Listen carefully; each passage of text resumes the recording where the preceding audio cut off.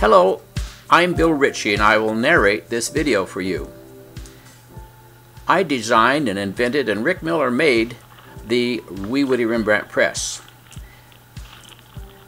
The little bag has the screws and the parts you need, and the little graphic novel has a story about Issie's adventure with Rembrandt. I hope you'll read it and enjoy it.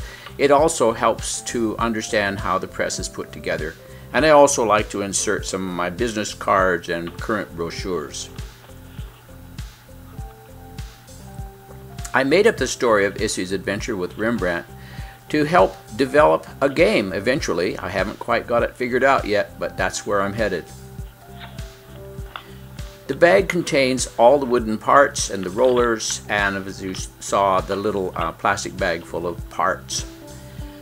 Now it might be that when you look at your set, you'll find little differences from what you're watching on the video. That's because Ric Miller, who makes this press with me, and I are always coming up with new ideas. For example, that's a plastic plate in the video, but we're now using linoleum, and we might change in the future. Sometimes we use wooden plates. But don't let these differences bother you. Everything works the same as you see in this video. I mark the parts with words that help keep the sides correct, because these are all handmade one at a time, and we want to make sure that the holes match and that the side went together just exactly as it was when we assembled it and then disassembled it so that we could send it to you. I start with the side pieces. There's an active side and a passive side.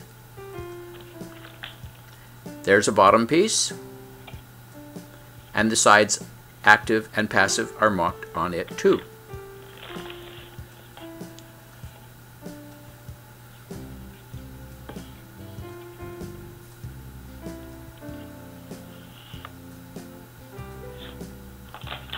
It's interesting to think that when Ric gets finished with the press, assembles it, then I get a hold of it and I take it all apart. And I make the markings and put it back together again. That's to be sure that we're not missing any of the pieces and that everything fits.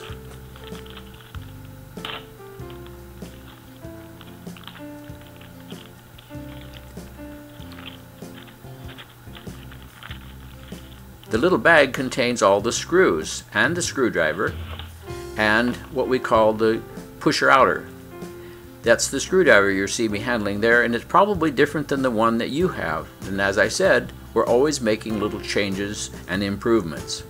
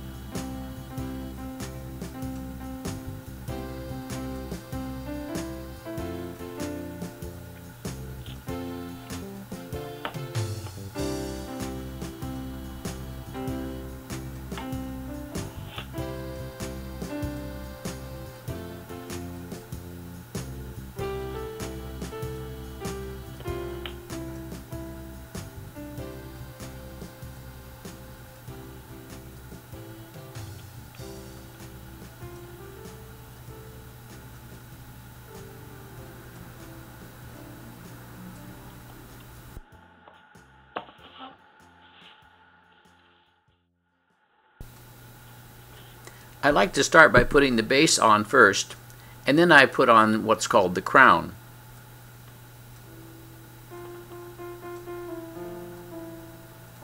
We call it the crown partly because it's on top of the press, and partly because the apartment where Rembrandt lived his last years was called the Blue Crown. He had lost his home, lost his fortune, and finished out his life in a rented house called the Blue Crown. So we call this the crown.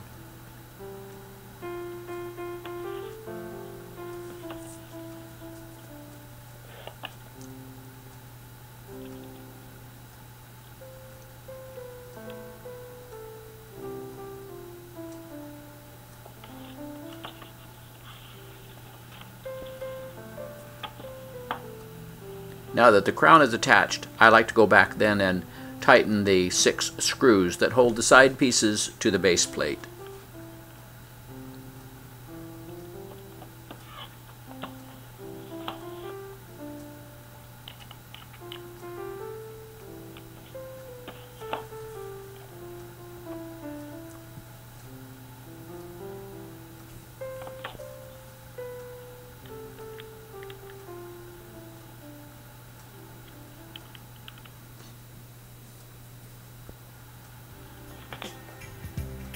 Now I'm ready to put on the bed support pieces. The bed supports have one end that runs up very close to the rollers and it's tapered. It's called the inside, meaning that it's inside the center part of the press. That tapered mark has to be on the inside, otherwise the roller might scrape on it.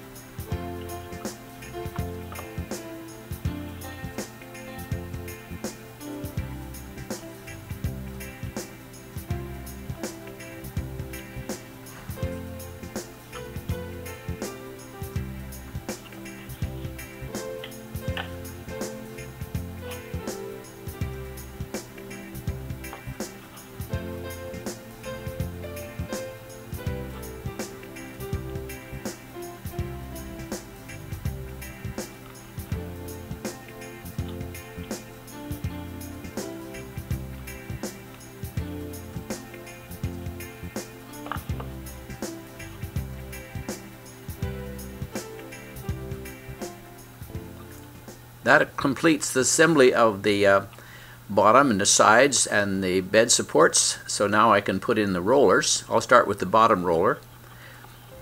There are dowels. There are 4 dowels that are all the same length.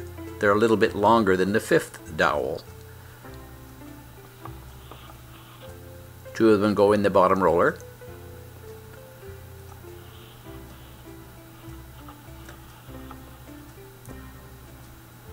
And the top roller, of course, is the one with the square end on it.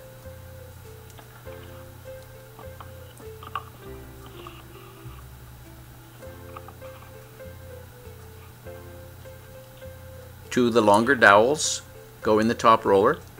Notice that one of them is shorter than the others. That one is we save for the last, which holds on the wheel.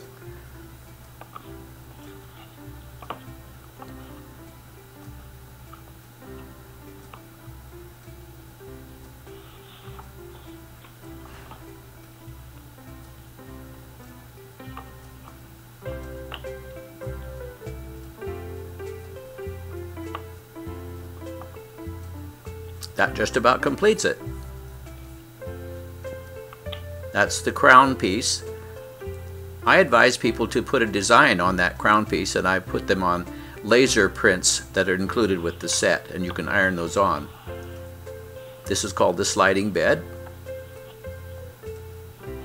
It's designed to hold the printing plate that we send with the press. It's a 3x4 printing plate designed to print the size of a playing card. The printing plate that we include only has the outlines. Now I'm going to show how to use the pusher outer. If for some reason you want to disassemble the press, or you have trouble getting the pins to slide through because they're too tight because of atmospheric changes. Some places are more damp in atmosphere than they are here in Seattle. So we make a little pusher outer. The one in this video is wood, but you may have received a brass one. What we have now are the felts. There are 2 or 3 felts that go with the press and a gripper pad. The felts are made of wool and they're typical printmaking felts. The gripper pad is vinyl. It serves to give the top roller a grip.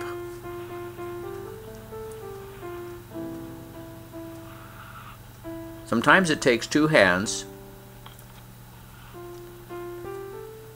Following this videotape, there's a shorter video that shows you more about printing. So what you're watching now is just mostly testing all the working parts, see that I got everything together correctly. But in the next videotape you'll see a more elaborate description about the printing. What I intended to do with the graphic novel or the comic book was to show some of the follow-up methods that you can use for transferring the black and white designs that I included and get you started maybe on a printmaking project of your own. The sheet I included, for example, has words that you can iron on to the sides of the press, preferably before you assemble them. Thanks for watching. I'm Bill Ritchie.